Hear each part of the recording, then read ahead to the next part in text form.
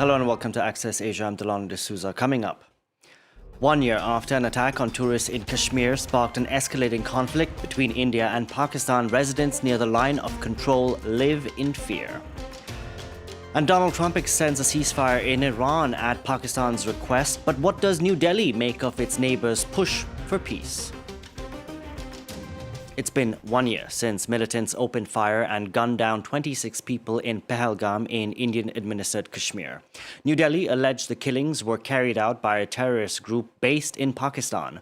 What followed 2 weeks later after India targeted militant bases was an intense 4 days of tit-for-tat strikes between the nuclear-armed neighbors until a surprise ceasefire was announced by Washington.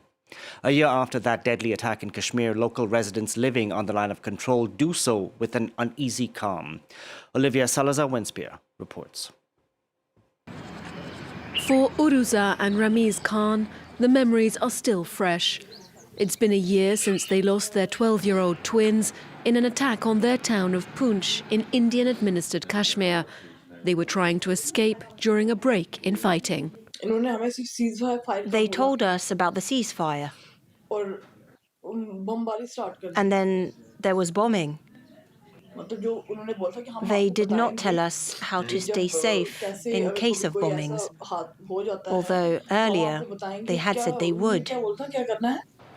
The Khan's children were among the 14 civilians killed in Poonch, part of a larger offensive carried out by India and Pakistan, which claimed more than 70 lives over 4 days in April 2025.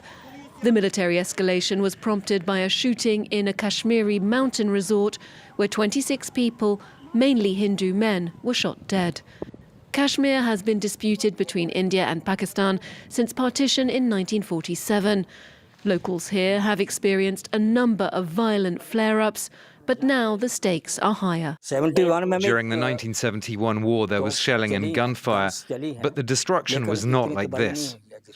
Now Poonch has become densely populated and congested, so even if Pakistan opens fire blindly, shells will still fall on our houses. While security remains extremely tight in Kashmir, many families are taking measures into their own hands and have built bomb shelters in their homes, pointing the finger at authorities who they say have abandoned Kashmiris to unending waves of deadly partisan violence. After the ceasefire was reached between India and Pakistan, New Delhi dispatched groups of lawmakers to some 30 countries around the world. The goal for India was to set the record straight on what it said was terror emanating from its neighbor. Indian MP Dr. Shashi Tharoor led the delegation to the Americas last June, and we can speak to him now.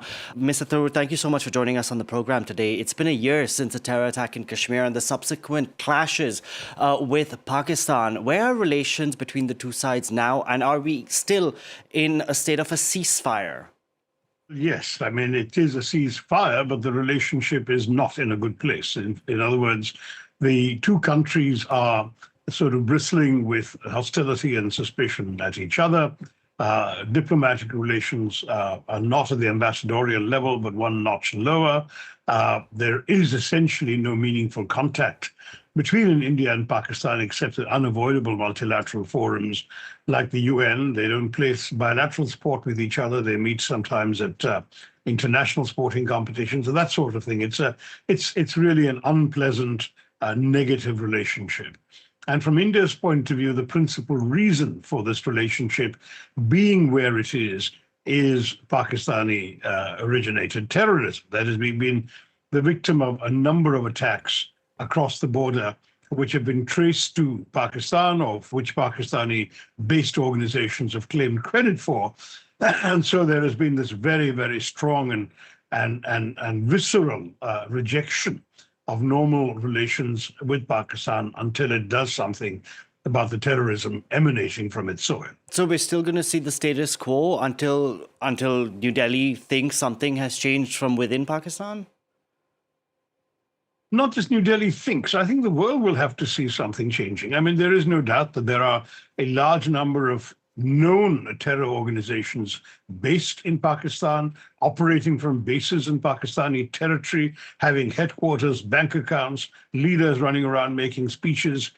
Don't forget that the 26/11 horror in Mumbai, in which 166 people of various nationalities were killed by Pakistani-based terrorists, is an undeniable terror attack from Pakistan. All the evidence was widely generated and accepted from around the world. And yet to this day, nobody has been prosecuted or punished by the Pakistanis for their role in inciting and guiding this terror attack out of Pakistan, despite mountains of evidence. And then subsequent attacks right up to and including Pahalgam a year ago have left India with absolutely no willingness to deal with Pakistan until they actually take some concrete steps to dismantle the terror infrastructure on their soil. We've seen that the West has long forgiven for Pakistan for pretending they had no idea where Osama bin Laden was until the Americans found him and eliminated him in a safe house right near an army camp in a cantonment city in Abbottabad. So the fact is that this is the Pakistani record of duplicity with the rest of the world. But India has been burned once too often. I understand, but in spite of all of this, from what Delhi says, Pakistan has emerged as a darling for the U.S. president, as one of the biggest mediators pushing for peace. I mean, Donald Trump says he's extended the ceasefire in place in Iran at Pakistan's request. So how does New Delhi view these efforts? Well, look, I mean, it's entirely possible for a country to be a bad actor in one theater and a reasonable constructive force in another.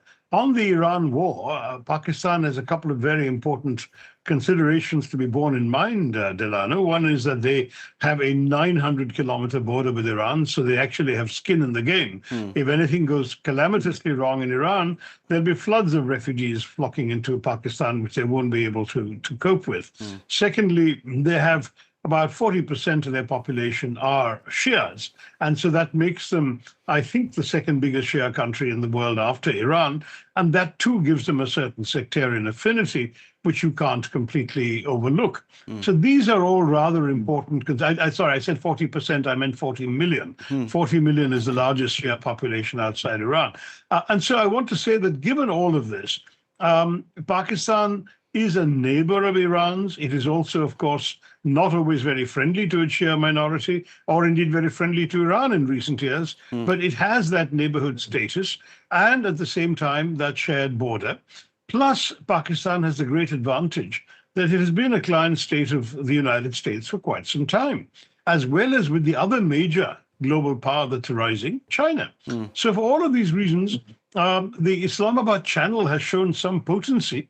It is bolstered by this sort of all-weather alliance with China, a recent defense treaty with Saudi Arabia, and its stature as the second most populous nation in the Islamic world. So given all of that, this is one conflict where Pakistan can actually play a useful role. And my own view as an Indian is that we should not at all worry about the fact that Pakistan has had such a shameful record when it comes to us and to many other victims around the world as a generator of terrorism. Because if they actually manage to contribute to delivering peace, it seems to me that they will have done us as well as everybody else a favor, because we all need peace coming out of the Iran war. But I do want to stress that finally, that the main thing is that they are able to play a useful role even vis-a-vis the Americans in terms of what the Americans seem to want the Pakistanis to play this role, because it gives them some deniability that they're not the ones seeking peace. They've got Pakistan seeking it for them. And that's why Pakistan is willing to play a role for them that perhaps other countries couldn't play. So India does support these efforts, even from afar, given the impact that this conflict has had on Indian citizens. We've seen rising gas prices. We've seen Indian sailors stuck in the Strait of Hormuz. Indians working in the Gulf. You're from the Kerala. A lot of people from South India are expatriates in the Gulf states. So Delhi does support these efforts?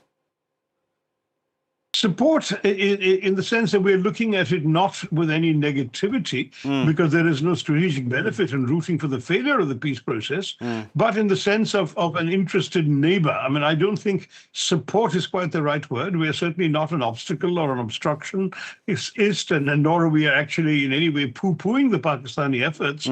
We are watching with interest, and if they succeed, we will certainly want to applaud. But I'm surprised that India, given that it has good relations with all parties in this conflict in the Middle East, whether it's the United States, whether it's Israel, Gulf states, Iran, why didn't New Delhi position itself as a mediator? That's a very fair question, because it's something which I believe India has worked hard at maintaining channels of communication with all the players. But in this particular instance, I think Pakistan had a little more directly at stake than perhaps India did. And for us, celebrating a neighbor's successful mediation, it doesn't diminish our standing or our viability. It's a recognition that a win for stability is a win for everyone. If tomorrow Pakistan fails, if for whatever reason this particular initiative collapses, I have been strongly advocating that India should be a strong voice for peace in a new formula. Whatever the Pakistanis try, if it doesn't work, we have to help identify another formula, precisely taking advantage of our good relationships with all the players concerned. The U.S. President Donald Trump shared a post which said that China and India were hellholes. Do you have any comments on that? I think Mr. Trump is sometimes indiscriminate in what he shares. He didn't say this himself. It's a post by some character called Mark Savage in some show called The Savage Nation, and he certainly was savage in his choice of language. If Mr. Trump posting it implies an endorsement of it, then he has some explaining to do to the hellholes he's supposed to be dealing with. But you may have noticed, Alana, that the U.S. Embassy very quickly said that this is not the president's view, that what it is the view of somebody else that Mr. Trump was simply repeating by putting their post on his account.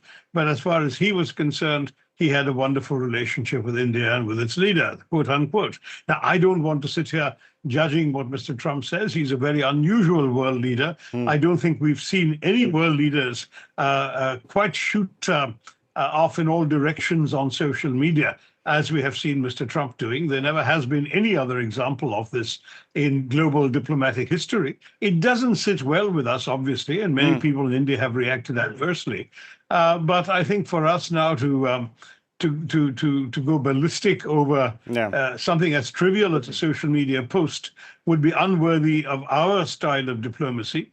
It may fit in with somebody else's, but it's not ours. I think if I were you, if I were the government of India, I would just ignore it. Unusual is one way to put it. Thank you very much, Dr. Tharoor, for joining us on the program today.